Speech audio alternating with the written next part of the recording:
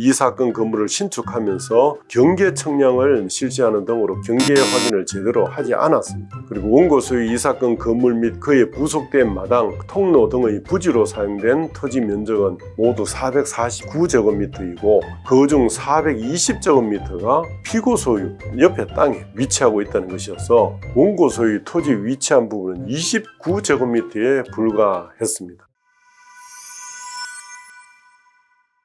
안녕하세요. 법무빙 효연 대표 변호사 김재훈입니다. 자, 이번 시간에는 내 담장이 아니라 내 건물이 이웃 토지를 침범해서 건축된 경우에도 시효취득을 인정할 수 있느냐에 대해서 알아보겠습니다. 자, 건물이 타인의 토지를 침범해서 건축된 경우의 시효취득과 관련해서 대부분은 이렇게 보고 있습니다. 일반적으로 자신 소유의 대지상에 새로 건물을 건축하고자 하는 사람은 건물이 자리 잡을 이 부지 부분의 위치와 면적을 도면 등에 의해서 미리 이렇게 확인한 다음에 건축에 나아가는 것이 이제 보통이라 할 것이다. 그래서 그 침범 면적이 통상 있을 수 있는 시공상의 착오 정도를 넘어 상당한 정도에까지 이르는 경우에는 그 건물의 건축주는 자신의 건물이 인접 토지를 침범해서 건축된다는 사실을 건축 당시에 알고 있었다고 보는 것이 상당하다고 봤습니다. 그리고 이 경우에 그 침범으로 인한 인접 토지의 점유는 권한의 성질상 소유의 의사가 있는 점유라고 할 수 없다고 그렇게 판결을 했습니다. 자세한 판결 이유를 한번 살펴보겠습니다.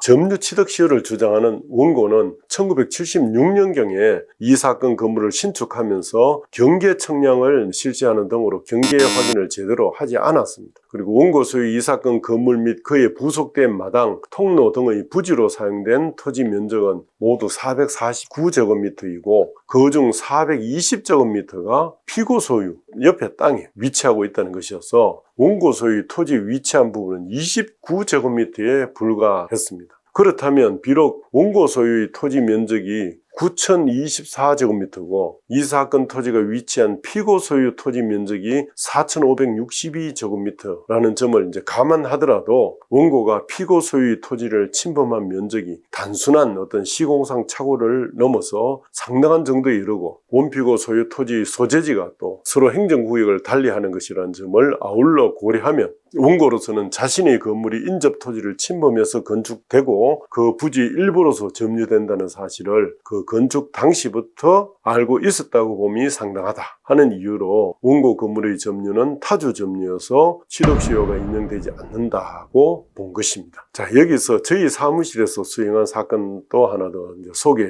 드리겠습니다. 자, 대구지법은 원고는 대구 북구에 소재한 대지 129제곱미터를 매수할 당시나 또 그 지상의 건물을 신축하면서 매수 대상 토지 또는 건물이 자리 잡을 부지의 위치나 면적을 지적 공부 등을 통해서 미리 확인했다고 봄이 상당하다고 할 것인데 앞서 본 바와 같이 원고가 매수한 토지의 면적은 129제곱미터인데 반해서 그가 돼지 막사를 지으면서 침범한 이웃 토지 면적은 48제곱미터로서 매수한 토지의 약 37%이고 신축한 건물의 전체 면적이 49.7제곱미터인데 그거와 비슷한 정도에 육박하고 있는 점, 그리고 원고가 매수한 토지 및 침범한 토지의 각 경계 형태, 모양 같은 것까지 이제 고려할 때 원고는 이 사건 토지를 침범해서 돼지 막사를 지음에 있어서 이 사건 토지가 자신의 소유가 아님을 알고 있었다고 봄이 상당하기 때문에 원고의 점유는 권한의 성질상 타주 점유라 할 것이다 라고 판결을 했습니다. 그렇다면 결론적으로 내 담장이 이웃 토지를